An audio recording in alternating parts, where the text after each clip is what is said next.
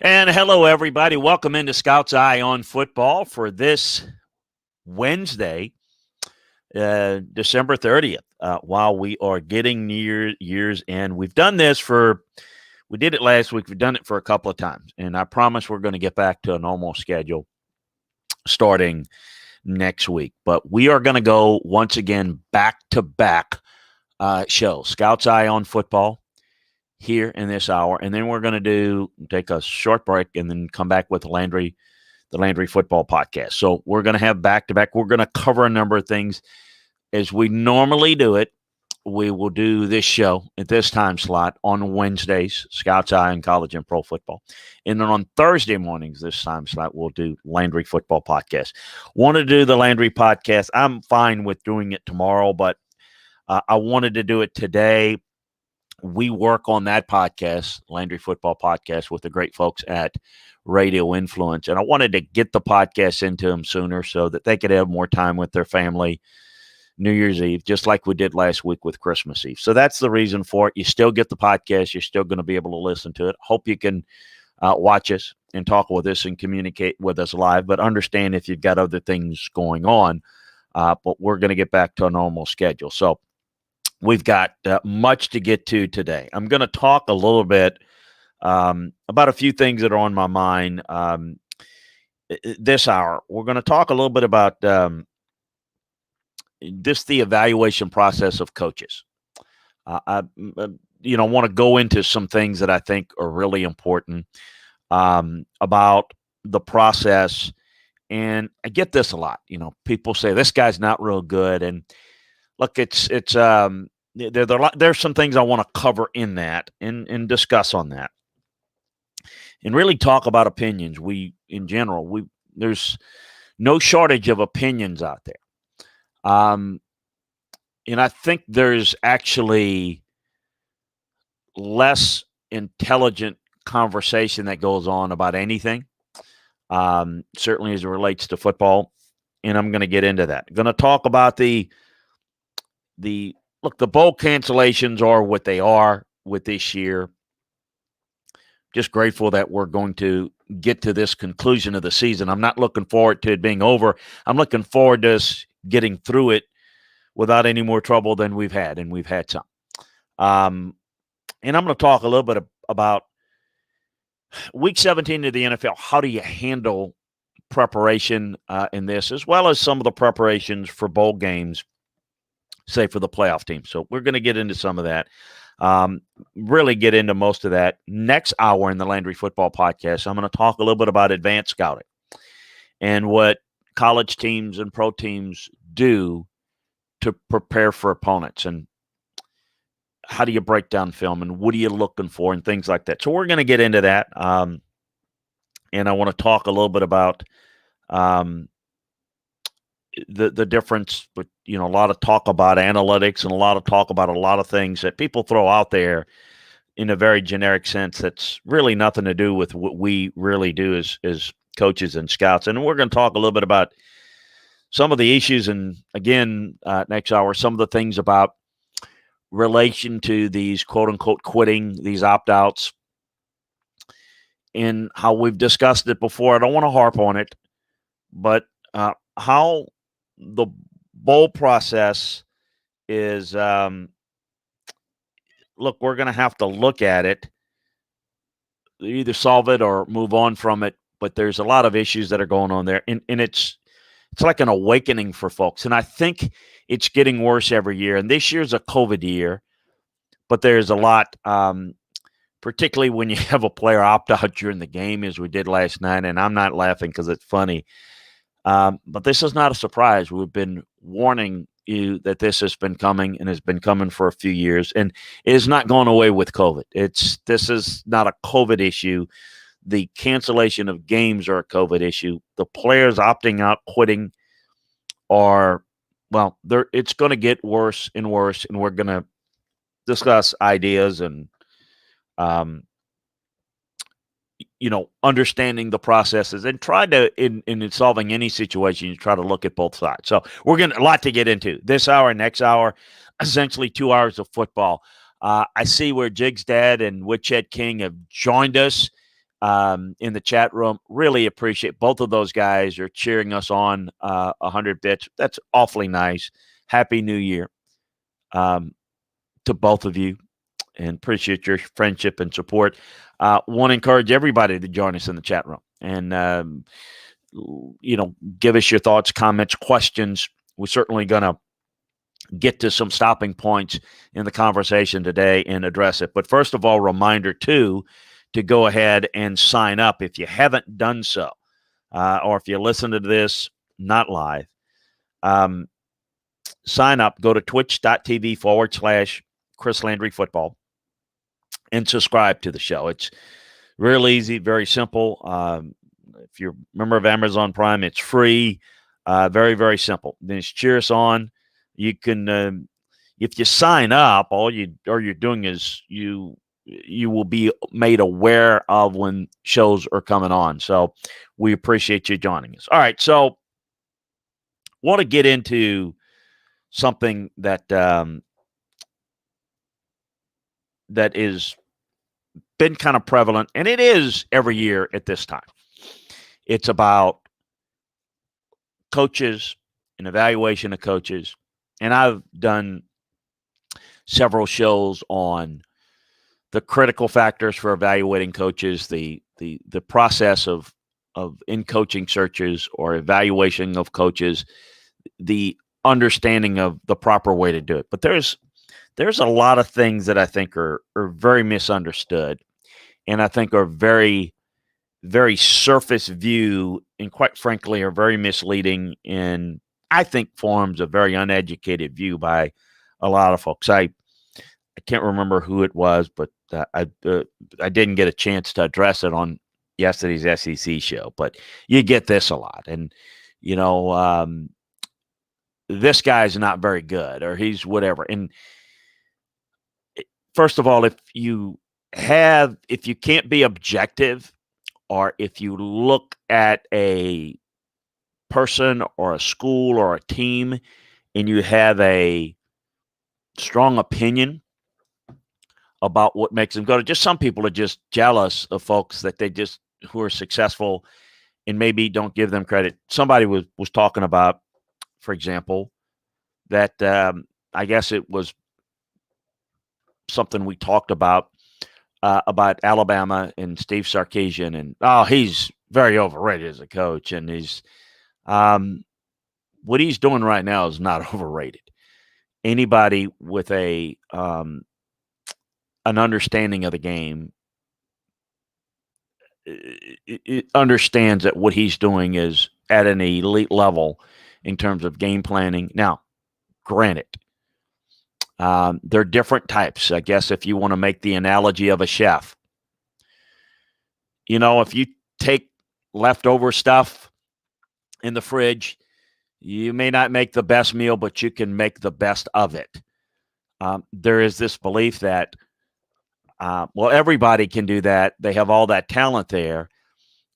You're looking at the results, and you're looking at the speed, you're looking at the talent, which is significant.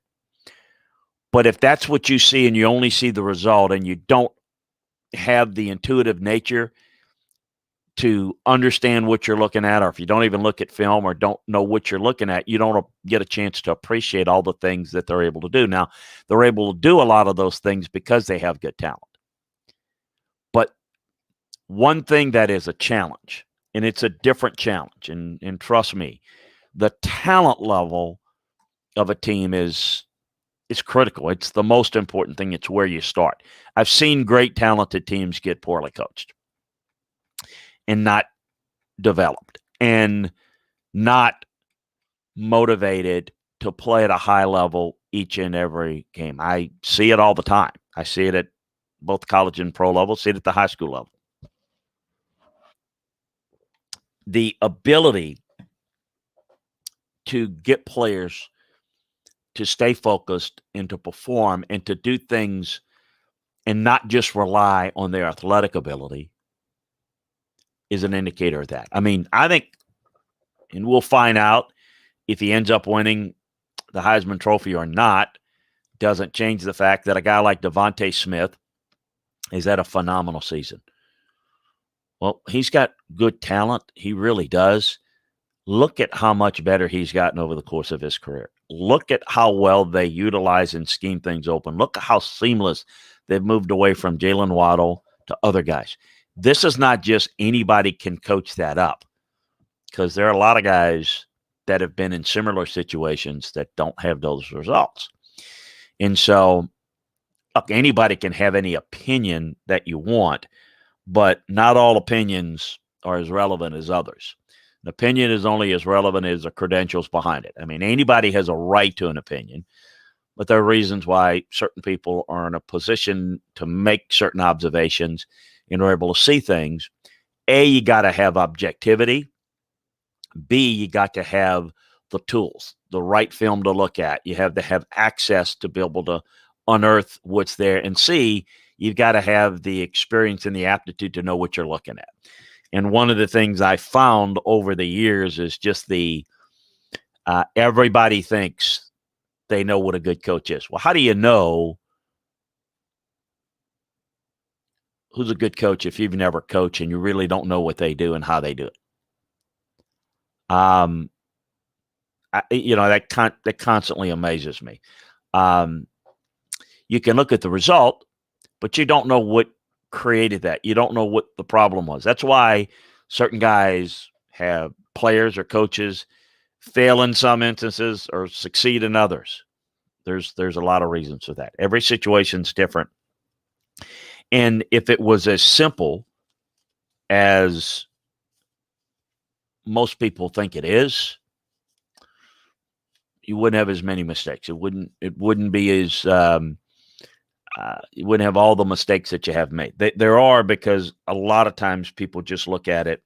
I think one of the toughest things to do is to coach teams and players with really good talent. And I want to talk about this because as we go into particularly in college, the elite programs. Well, it's easy to win at Alabama and Clemson because they had all the talent. Ohio State. If it was easy, everybody would have done it. At Alabama, there have only been two guys that have won at this level consistently: Bear Bryant and Nick Saban. Big gaps between the two. Yeah, Gene Stallings won a title. Nobody else at Alabama won a single title from Bear Bryant to Nick Saban other than Gene Stallings 1 year. Yet you have somebody that, number of guys, and I don't want to, demean what they've done, but you've got a lot of guys that have maybe won one title. But why can't you do it again? Why can't you do it consistently? That's the key.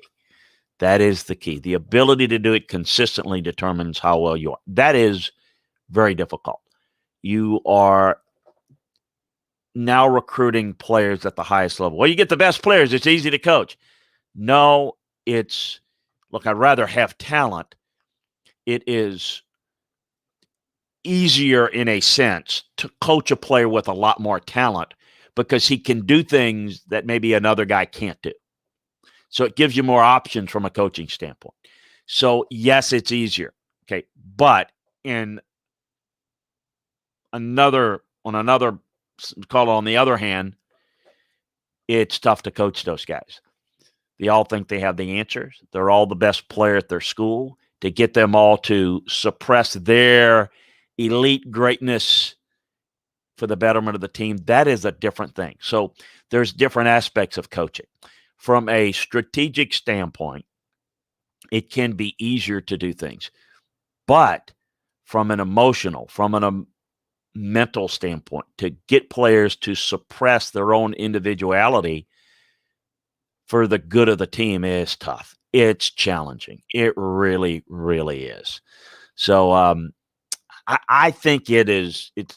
I always say, you never really know, and you never really get your chops as a coach until you're trailing at halftime of a game and everybody's looking at you. It's usually when you have your team struggling a little bit and they're looking for answers, that's the key. And it's not easy. If it were easy, then anybody would do it. There are other people, that have resources Alabama, for example, among the elite programs, had the worst strength and conditioning program. I mean, even under Gene Stallings, it was awful. I mean, it was virtually non-existent. You have to build that. You have to have the vision. You have to have the fortitude to put those things in place, but you got to win. And so I think it's always important to look, and it's easy on the surface. This guy won over there. He'd be a good fit here. Well, not necessarily, because you're looking at different things. You got to get deeper into it. Get deeper into the whys. You have to understand why somebody wins, why somebody doesn't have success, player, team, coach, to understand whether it's transferable. And are the circumstances different? Is the leadership at the school different? The ability to not just control things, but the support. All those things have tremendous impact on whether a guy can go from one place to the other. I think it's very difficult, and I think most of you can relate to this.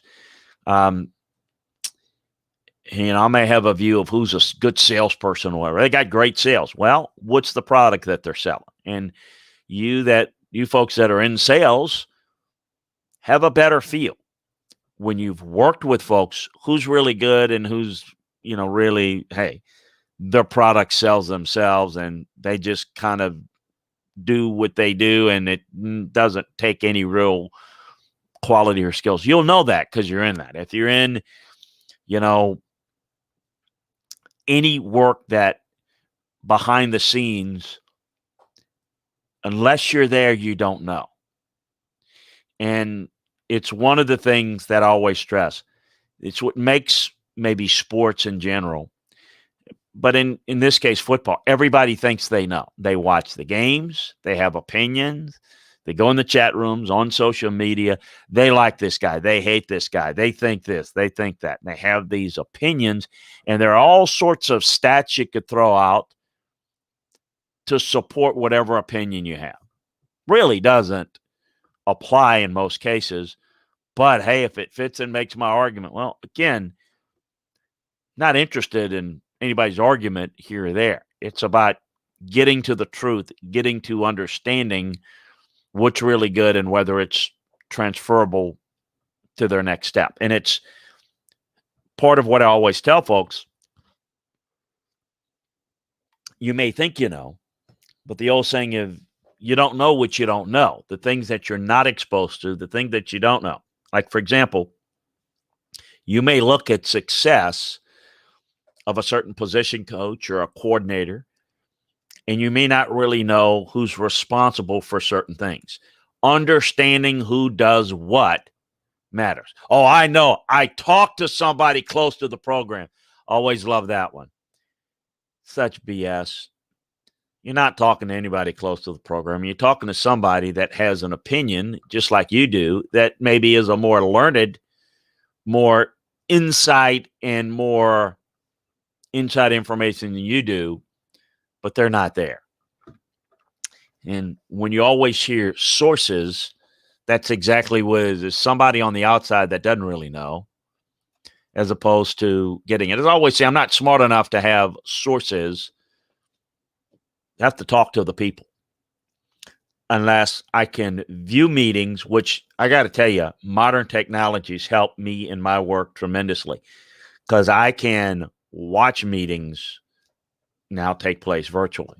Used to have to go and sit in on them. And, this past year, it's not been something that's doable.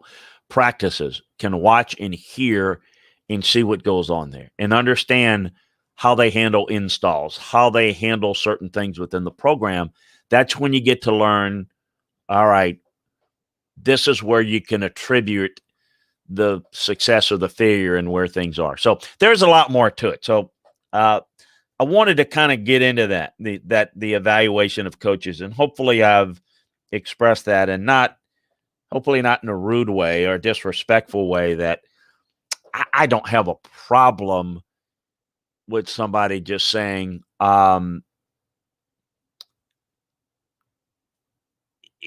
I believe this or that. Understand that unless you're there and unless you know how to evaluate, unless you've coached yourself, unless you've scouted, unless you've done the job yourself, you really don't know. You're just looking at the result, and you're making an assumption based on a limited knowledge base, and I think that's important. I got to tell you that it's. I'm going to get into this a little bit more next hour, but the bowl cancellations and the opt-outs are becoming more and more of an issue with players. And I'm going to wait to get into it, as I mentioned, next hour, but it is something that's not going away. This is not a COVID issue. The team opt-outs, the bowl cancellations are COVID related. The players, it's nothing to do with that, unless a player does come down with it or he is part of the contract tracing. The issues are that the bowl games, as I said when we had the playoffs, made all the other bowl games not relevant. I still enjoy them. I've said this before. I think I enjoy them more than the players. Maybe even more than some of the coaches do. They're just not that important anymore. Some, I think we need to get rid of them. Maybe we should. I mean, I'm not, I can go either way, but I'm kind of the opinion, if you want to make the bowl games relevant, there's a way to do that. And I'll get into that next hour. If you want to eliminate them, eliminate them. I mean,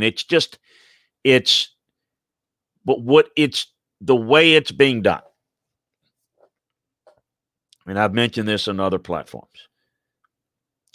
The lack of vision in college football, the lack of understanding how one move affects another is exasperating.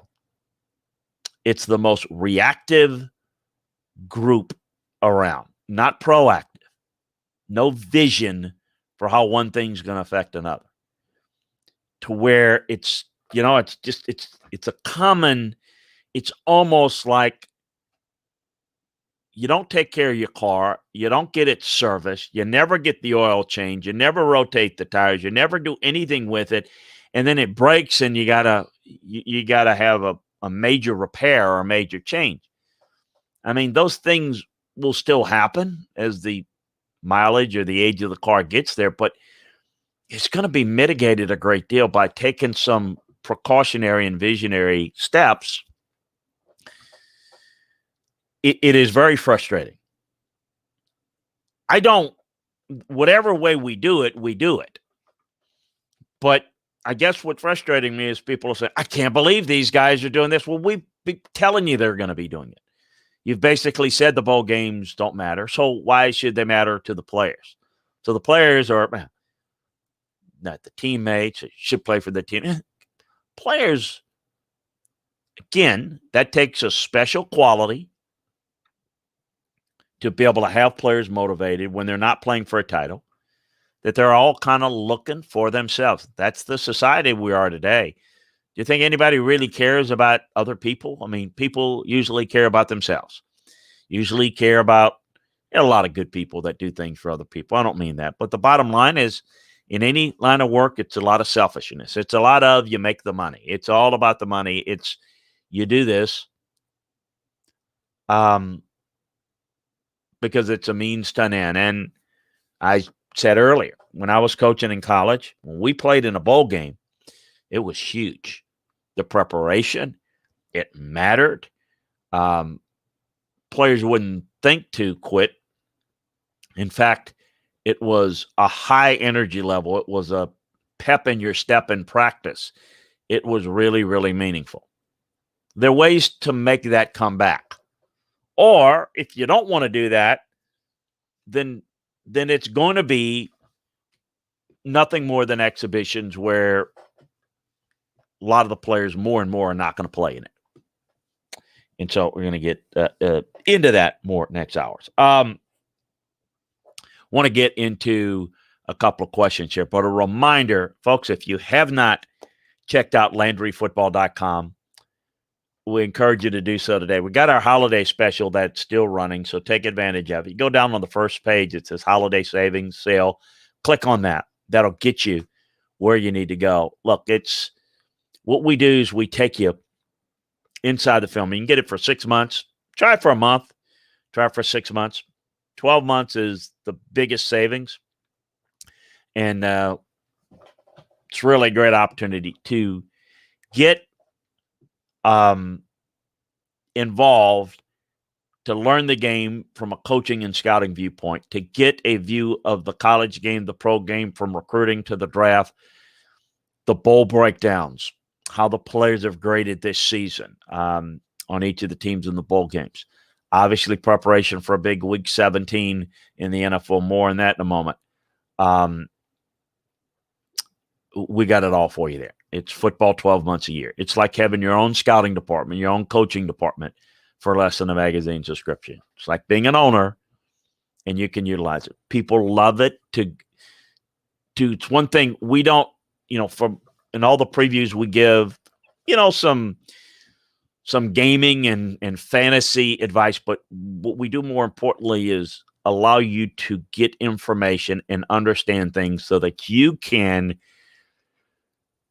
become your best fantasy owner if you're into that stuff. So even though that's not a focus of what we do, reality football is more what I do. But LandryFootball.com is where you want to go each and every day, and we can provide that for you all year long. So check it out today.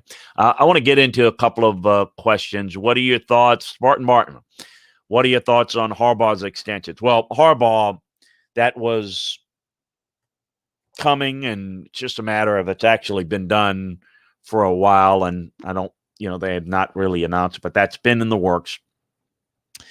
That's just the plan that they're going through. There's obviously some modifications to the deal. It's pretty clear, and this is maybe an unusual situation in a world where, hey, everybody's on the chopping block all the time. To have a great deal of loyalty for one of your own is what has been going on here, and obviously going to make moves on the staff. Look, it was expected. What needs to happen there? Jim needs to look at everything in that program. Everything from how they recruit, how they develop, how they practice, how they strength train, everything. And he's got to make substantive changes to try to correct that to get better. And it starts with him. And I think it's going to have to require him to really take a step back and look at it with fresh eyes, as if he's not the head coach, because you almost have to step back and say, let me examine this situation without any, when you do things as a coach, you're not doing them with the idea that they're not going to work. You're doing with the idea that this is the best thing. Well, you have to go back and look and see, what did I do? Where did I make a mistake? And you don't want to overreact. You don't want to overreact and say, everything we did, we have to completely change. You've got to really look at every aspect, and you need to get some fresh eyes looking at it to help you. And there's no question that they have recruited well. Not Ohio State well, but they've recruited well. They have a lot of players come out through the league. And quite frankly, Don Brown's a very good coach. But, what are they going to do from this point on? The patience level. It almost feels as this, there's no question Jim has put out a lot of feelers. He doesn't have a true agent, but he's got people in the league that's been trying to help him. There's just not that interest by the NFL. I mean, folks, you will hear this a lot. Well, I heard so-and-so say Schefter or more. I know those guys. The bottom line, they get most of their information from agents. So these teams are talking to that. It's not coming from the teams. It's coming from the agents. So take that stuff with a grain of salt. Yes, there's conversations, but there's just not much interest. And so the landing spot for the NFL, it's not theirs. So out not firing him wasn't an option that they were willing to go down, a path they were willing to go down. So this is kind of what's expected. All right, watching LandryFootball.com while working out at the gym. All right, Rich Coach, thoughts on the rumors of Urban Meyer going to the NFL? Rumors. It's kind of come from Urban. I've actually talked to Urban recently. I've known Urban for a while. I know that there is, quote unquote, some level of I don't know how interested he's in. Here's the thing. The recent conversations, and we've had them since he left Ohio State, been more towards what it's like in the NFL, giving him some thoughts on how he needs to do it. Here's my thoughts. Urban's never been in the NFL. And so, in my opinion, if it's me, I'm not sure he would not be someone that I would give the total control that he probably seeks. So he would need to surround himself with people that have a keen understanding of how to run an NFL organization. Don't see Urban being comfortable just being the head coach, answering to the general manager. I don't see him as that type. Yet, he doesn't have the experience to be able to make those decisions and be successful unless he had somebody that he hired that could do that for him. And that's possible. You see it happen. You see it with some GMs. You see it with a John Lynch or somebody that has a head coach that's running things. You can see that from a head coaching standpoint. You can have a GM kind of run things for him to cover the areas that he's not comfortable with. It's completely, I've worked at both and I still work in both. They're completely different dynamics. So I don't know. I think a lot of that is a little ego, love having your name associated with it. I don't know anybody that is seriously considering Urban, but a lot of people would be interested in talking with him. There's a difference. If it escalates to where I think somebody's willing to put something together with him, I'll let you know. But again, I think it's important to understand that the structure for somebody like him is really important. Never been in the league. It's one thing to hear about it, know about it. He's done his homework in the past and continues to do it. I think it's something that he'd like to learn a little bit more about and see whether it's a fit. And I think teams certainly are interested in seeing if that's something that he'd be a good fit as well. Spartan Barton says, with early enrollments and opt-outs, do you think bowl games will become more of a preparation for the next season? Spartan Barton, that's what bowl games have been for years. It's what bowl games have been for years. If you think about it, if you weren't playing in a bowl game pre-BCS, if you weren't playing in a bowl game, if you weren't ranked high enough to factor in to being voted number one, it was about how high can we finish, maybe get ranked high preseason next year, and yes, we get a lot more experience into next year. Guys that were coming back were playing. And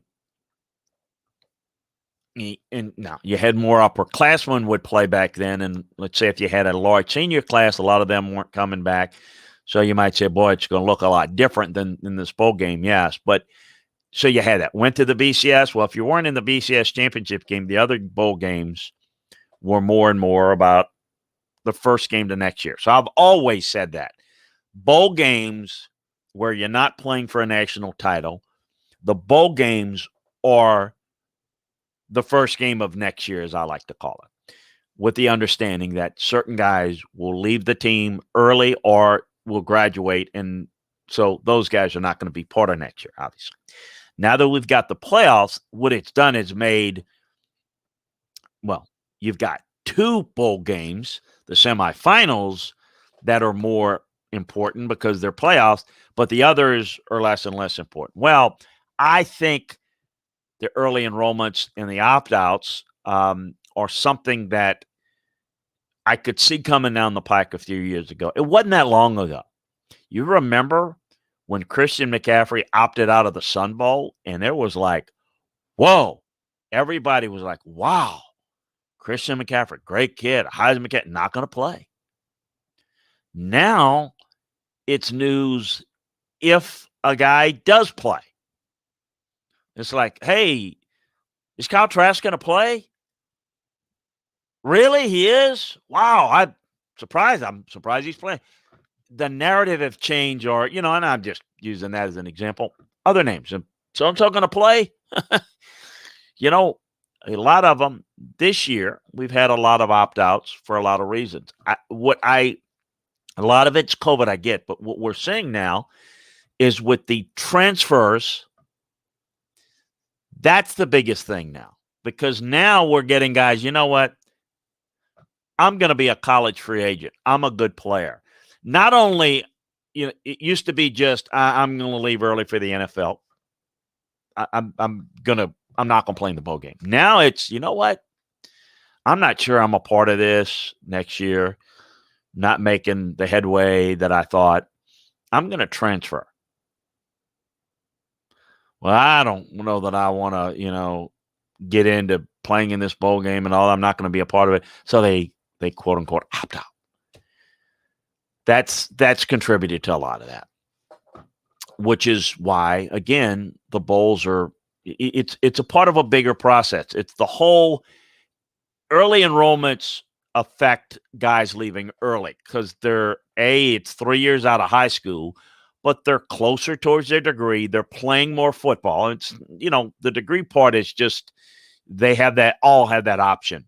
And some of them don't take advantage of it as much as others. But the reality is the earlier you play, well, the earlier you can leave for the NFL because the more tape you have sooner.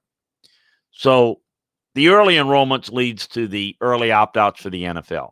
But now we've thrown on top of that is, well, you can transfer anytime you want. Really? Well, that's leading to that. And then, now what you're seeing is more and more places. You know what? It's not an issue. It's no longer a stain on you that you, quote unquote, left your team in the bowl game. Even a lot of people will say it.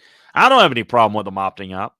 The more and more that becomes the norm, the more and more they're going to do that with less consequence. Nobody's batting an eyelash. Nobody's criticizing players anymore for opting out. I'm not saying they should or they shouldn't. I'm just saying it's not a thing anymore. It's no big deal. So, of course, it's going to become more and more of a thing in the future. But here's what I'm saying. It's going to become more and more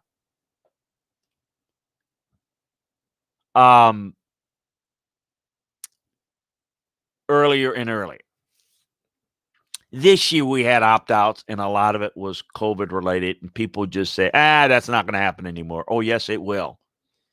We're going to have more and more players that just are going to middle of the season, our season's not going all that well. I've got enough tape. I'm going to opt out. It's what's best for me. You don't have that now. Elite programs, you don't have that problem at Alabama. They say, well, Saban doesn't have to deal with it. Well, Saban's always in a playoff contention. Let me remind you that even Saban, the year that they got beat by Utah, there were players worried about the NFL and all of that. That's everywhere, every year. It just doesn't happen at places like that are competing for titles every year. So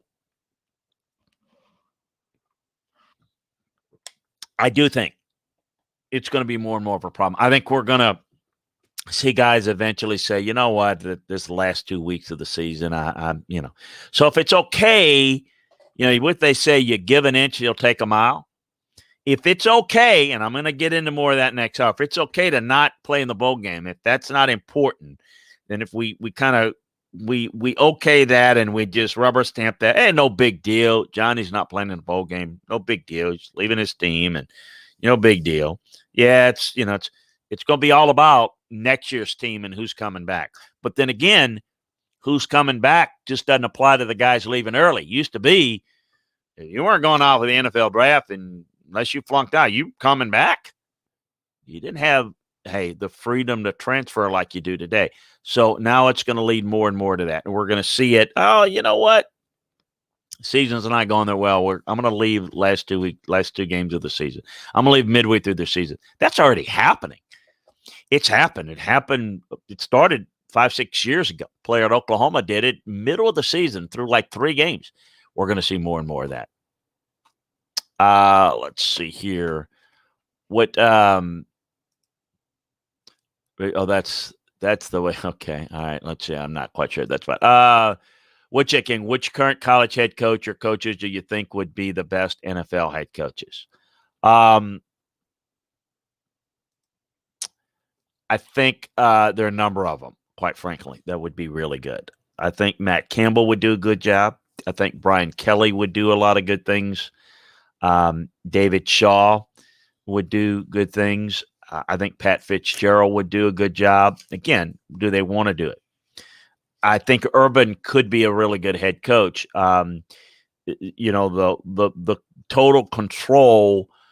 David Shaw's spent time in the NFL. There are a number of guys that could. How successful would depend upon the front office structure and what type of control they had or what type of help they had would really determine who would ultimately be successful. Saban would have been successful had he stayed longer. That's what he wanted to do. He had success the first year, and, it's a different game. If you don't have a quarterback, it's a different game. Just look at Bill Belichick. It's, he's a genius, but he can't win this year. Can't make the playoffs. It's a lot tied to that. And you can't build a dynasty in the NFL like you do in college because you don't have the inherited advantages relative to others in the NFL. Pete Carroll's had success. Pete Carroll did not have success with the Patriots and the Jets when he was the first time NFL head coach. Great success at USC, recruited well, had one of those programs that was blue bloods, could do all that, went to the NFL. He's done a good job there. Main reason is found him a quarterback and that he can hang his hat on and build around. Without that, people would be saying, this guy can't coach in the NFL. Well, yeah, he can. A lot of them can, but you got to have the personnel around it. Let's see here. What was your assessment of Kevin Gilbride as a coach? I knew Kevin real well, worked with Kevin. Kevin was like a lot of young guys when he came up, very arrogant. But I think he, got humbled along the way, and I think was very bright, a lot of ideas. People tied him to the run and shoot, but that was just an indicator of how forward-thinking he was. A lot of the passing concepts, we see some of that today. In some areas, particularly as a young guy, wasn't really sound in terms of protections, but kind of grew and had some success in the league, and certainly had success when he went to, particularly I think he helped him when he went to Jacksonville, learned under Coughlin, and then obviously had success with the Giants there. Were they any details released on Derek King's injury last night? It was a crazy game. Twice I thought it was going to be a blowout. No, what happens in an injury like that, they put a brace on it and they put ice on it. In some weird cases, they'll put a heat, but it's usually ice. They need to get the swelling down. So you're not going to know that until they do the tests, the MRIs, the x-rays. And you can't get the proper diagnosis, doctors tell me, and trainers, until you get the swelling down. So when they get that, they know that. So look, there's always speculation. I don't like to speculate on that personally because I'm not a doctor. But they pretty much know that it's probably this, it's probably that, and the x-rays, the MRIs confirm it. Sometimes it's not as bad as you think. Sometimes it's worse than you think. Most of the time, I would say 70% of the time, it's usually with the doctors and trainers based on their experience. And even I, just observing and listening to them, have a pretty good indicator. I can't tell from watching TV other than it looked bad. I can't, I have a little bit of a feel. I've been around injuries. I've seen a lot, heard things, but, don't have any details on it. Also, what is your scouting evaluation of Kevin Greene out of Auburn? God rest Kevin Greene. I don't know that I've discussed it here. Glad you brought it up. Really, really a great personality. Really a good dude. Did some good things and grew as a coach.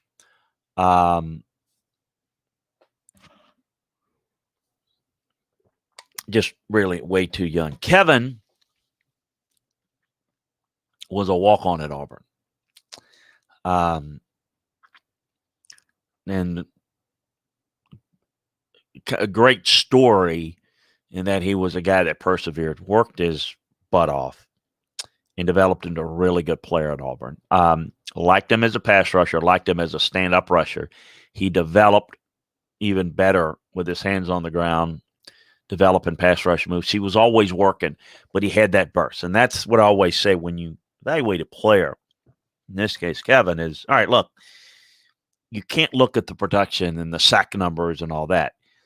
Those are the result. What you're looking at is, okay, first of all, what is his size, speed, quickness, requirements, and attributes? Okay. Certainly look at the health. There's certain athletic traits necessary to play each position in the league. And if you are lacking in one, they must be made up in other areas. But there are different priorities in each critical factor for each position. He had great explosiveness in his game. He had great change of direction, body control, and good closing speed. Okay, that's the physical skills. That's great. But what are the intangibles? What is in any position, in some positions more than others, the ability to learn, the desire to be great. Kevin had that. Kevin was always looking for an edge. Coach, what tape, what do you suggest? Who do I look at? Who's really good in the league that I could study? I remember him asking that. Who could I study to learn a little bit more pass rush moves? And, you can give cut-ups and show them that. Those guys do the extra things. They become really good because you can be really athletic, but you better have that extra qualities to make it in the NFL because a lot of guys have a lot of ability.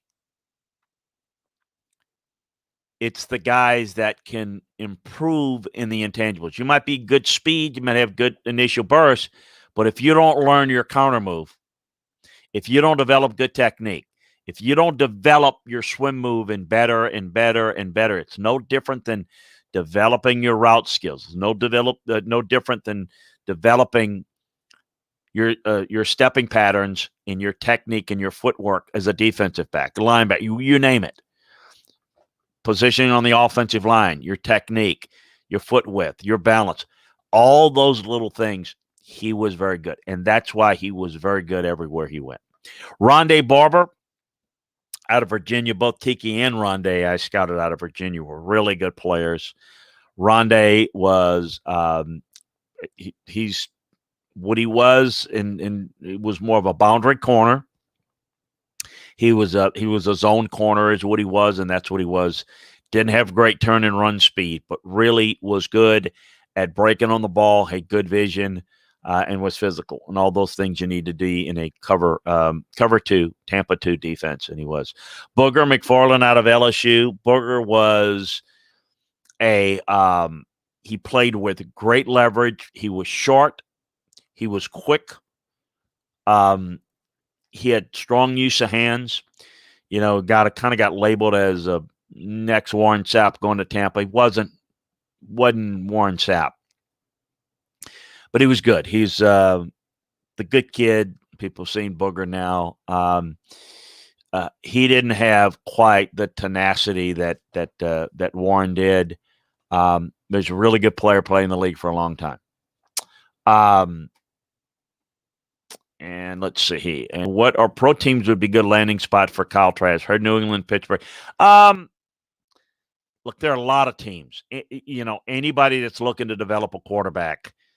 Now which teams would be good for him? Well, you've mentioned two teams that are pretty good.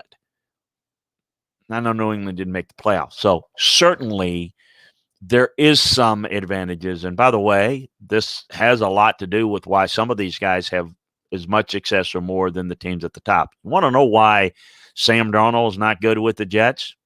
It's the Jets. The team's bad. He may never be good with the Jets. If he doesn't get somewhere, if the Jets don't get better around him or he doesn't get around better players, he'll never be good, and he'll be a bust. Oh, he's a bust. Well, he's got good arm talent. He's got good athleticism. He's got ability to make all the throws. By all accounts, works hard. He's smart, very competitive.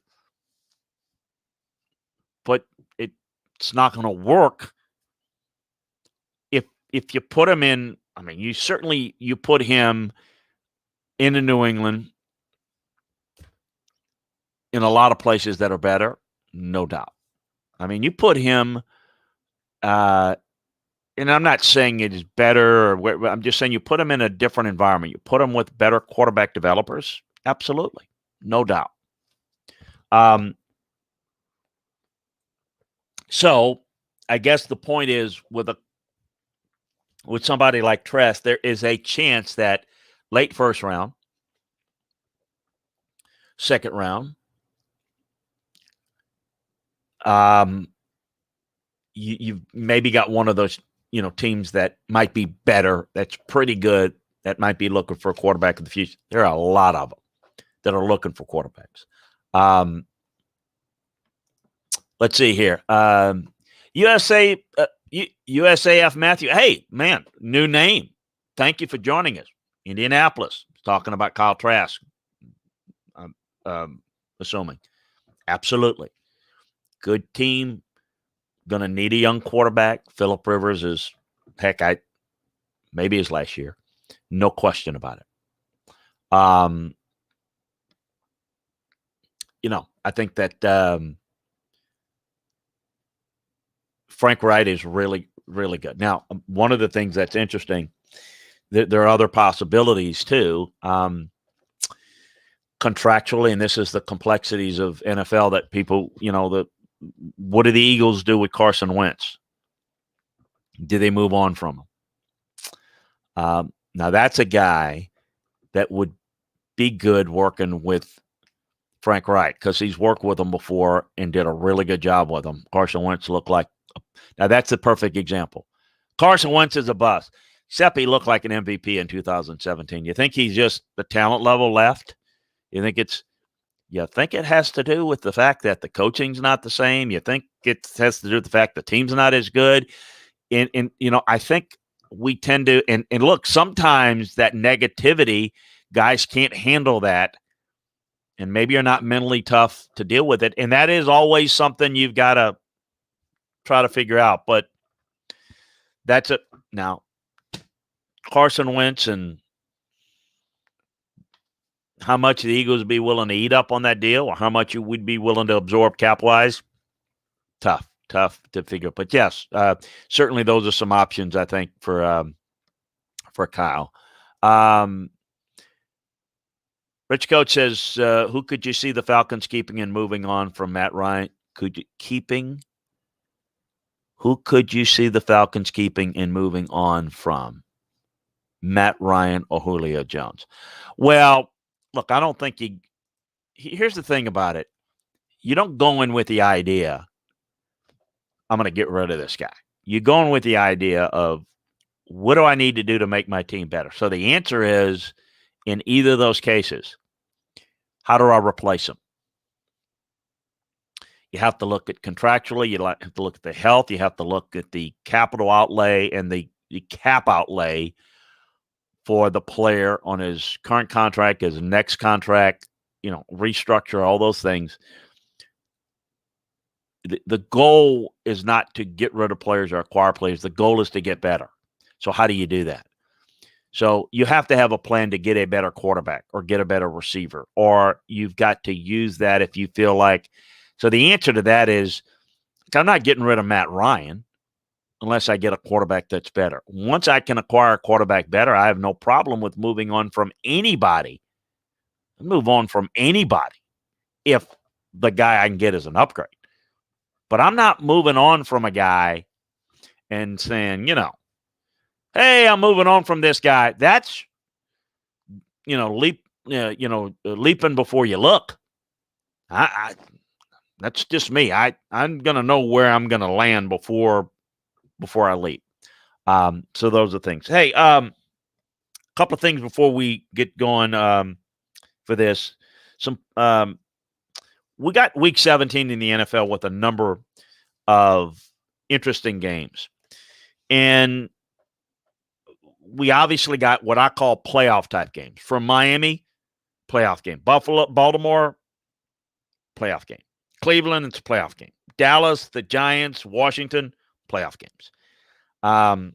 Chicago, a playoff game.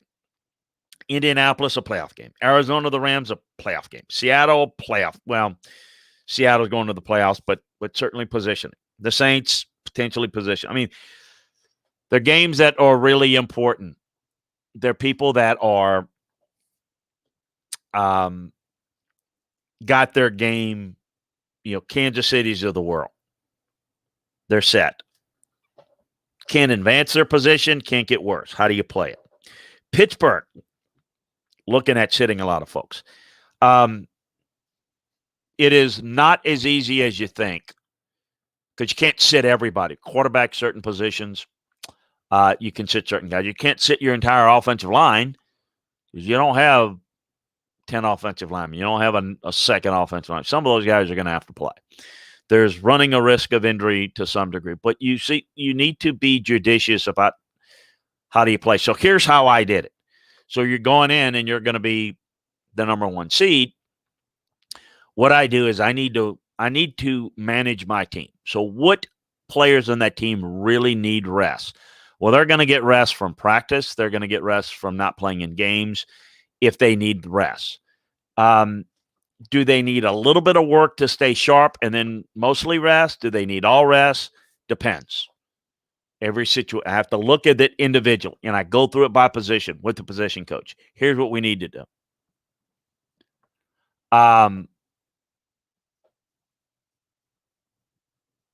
Let me answer this question real quick. USA, do you know how the NFL schedule looks with 17 games? I mean, which team is added to everyone's schedule? When they add I'm sorry. Yes, we're going to get into that actually. When we add another game, yes, it's going to be. No, it's actually not definite yet. They're looking at a couple of different options. So at this point, we're going to go to an 18-week NFL schedule next year, and it's going to be 17 games. Obviously, you play all your division games. I think it's going to be a crossover NFC game, but it's probably going to be another conference game. There's talk of both. We've got to decide that, and they've got to decide it. I think it's be an extra conference game. Those games are a little bit more meaningful as it relates to playoffs and helps with tiebreakers. That's what I would do, but nothing definite on that. We'll keep you up to date. At least I haven't heard anything definite on it. Back to the playoff games, this scenario. So it's important now. If you've got to play the game to win it, you've got to play it like a playoff game. But ideally, if you can rest certain guys, it's pivotal. Remember, a reminder again, only one team gets a bye in each conference this year. We're going to get into next hour how you prepare for next week's playoff opponent and how Alabama, Clemson, Ohio State, Notre Dame are preparing for a potential game in the national championship, even though their focus is on their opponent this week, how some of the staff is going to be involved in getting ready for a proposed next week's or 10 days from now game, 10 days from the completion of the semifinals, that is. We're going to get into some of that. A quick reminder, kind of the latest. Kansas City's got the 1 seed. Buffalo, all they got to do is win. They will get the 2 seed or Pittsburgh loss. That looks like, 2 seeds important. If the 1 loses, then you've got home field. Looks like Pittsburgh's going to be the 3 seed. Tennessee, with a win this week, and they're in pretty good shape at Houston, gets the 4 seed. The real key and the real focus to me is Miami-Buffalo. How does Buffalo play it? Miami needs it to get into the playoffs. Miami win. If they lose, they need a Baltimore loss, or a Cleveland loss, or an Indianapolis loss. So Miami can still get in if they lose, but it's a nervous situation. Remember that Baltimore plays Cincinnati. Cleveland plays Pittsburgh, who's resting a lot of guys, and Indianapolis plays Jacksonville. So you really don't want to count on any help if you're Miami. Baltimore, same thing. Baltimore gets in with a win. Cleveland gets in with a win. And Indianapolis is the team on the outside looking in. Indianapolis is the team that needs to win and hope. They need to win, plus Tennessee losing to get the division. So that's the ideal situation. If Tennessee were to lose and Indianapolis were to win, they would win the South. They could still get into the playoffs if they're able to beat Jacksonville, and Baltimore loses, or Cleveland loses, or Miami loses. There's some other scenarios whereby a tie could put them in. I'll get to that, and we'll have that on LandryFootball.com. That's the look in the NFC, in the AFC. In the NFC, Green Bay is in pretty good shape if they're able to beat Chicago, and I think they should. Pretty good shape to get the number 1 seed. New Orleans would get the 2 seed with a win over Carolina. Seattle would be the 3 seed. But again, you're looking at potential of a 3-way tie where the Saints could get the 1 seed. If Green Bay loses and the Saints win and Seattle wins, it's a 3-way tie. The Saints would get the number 1 seed.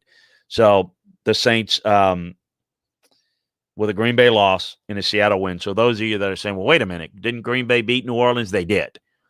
But a 3-way tie. Remember, you can't use head-to-head unless it's in a 3-way tie situation, unless one team has beaten the other 2 or have lost to the other 2. And that's the case here, not the case here, in that the Saints would win the tiebreaker. If Green Bay loses to Chicago, the Saints beat Carolina, and Seattle wins against San Francisco. But right now, the odds are it's Green Bay, New Orleans, Seattle, 1, 2, 3. So the 4 seed is going to be interesting. The 4 seed is going to be hosting the Bucks. The Bucks are locked in at the 5 seed. The Redskins get the 5 seed if they win, and they play Philadelphia in Philly Sunday night.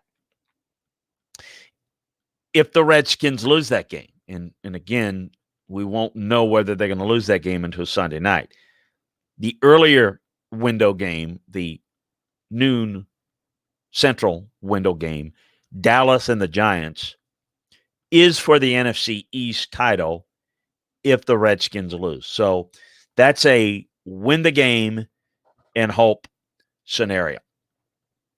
The Rams are in pretty good shape to still make the playoffs. If they win, they're in. They, of course, host the Cardinals. The Cardinals, if they win, they're in. If the Rams lose, but Green Bay beats Chicago, then the Rams are still in. So it would be, again, a situation in which if Chicago wins, they're in. But Chicago, if they lose to Green Bay and the Rams win, meaning they beat the Cardinals, then the Bears get in. So, in short, if Arizona wins, if the Rams win, it's a play-in game, but it's tied to the Bears. If the Bears lose, then the Cardinals with a win will get in. If the Rams win, they're in. If the Rams lose and the Bears lose, the Rams are still in. So it's probably confusing as mud for you. But so a lot of intrigue. Folks, the playoffs start this week in the NFL. Yeah, you heard me say that right. Anytime you have a win and in, a lot of these games are playoffs. Now, the official playoffs start next week. The triple header on Saturday and Sunday for a wild card is going to be a lot of fun. We'll get into that. On today, we've got the Florida-Oklahoma Cotton Bowl tonight. We have the Music City Bowl that was canceled. We'll start the day off with Wake Forest, Wisconsin. On New Year's Eve, we've got Mississippi State, Tulsa. We've got Ball State, San Jose State, Army, West Virginia, and, of course, Friday, we've got Cincinnati, Georgia, Peach Bowl, Auburn, Northwestern, Citrus Bowl, and, of course, the semifinal games. All the breakdowns over at LandryFootball.com. We'll see how that plays out. Yeah, USAF Matthew says it's crazy that an 11-win Indianapolis might not make the playoffs. Yes, and a division winner like the NFC East will make it. USAF Matthew says creates an unfair schedule into 17 games. Well, the current schedule is more symmetric. It puts an extra game in, but what it does with extra teams in the playoffs, first of all, it's all done for money. It's an extra week, and they're trying to milk more money out of the TV networks because what that does is give you more weeks to sell and more playoffs to sell. They get more money from the TV network, so they're positioning themselves for that. And it has an 18-week schedule now in which you can get 17 games. Like, I don't think it creates an unfair schedule. Everybody's 17 games, and if you play them in the conference, you have more of a head-to-head component. So it means it's just an extra team that you're going to play inside the conference. So the reality is it could help determine a tiebreaker with an extra game. So it's not as – the symmetry is not quite as there. There's no question about it. Hey, folks, we're going to take a short break here and come back with the Landry Football Podcast right here, all part of the Landry Football Network. So check us out here. Appreciate you joining us. Hope you can stay with us. Again, give me a couple of minutes, and we'll be back with the Landry Football Podcast, and we're going to get into some advanced scouting, more about the bowl game opt-outs and how to correct it, and we'll be here to answer all of your questions. So flip on over. We appreciate you. Talk to you in a bit.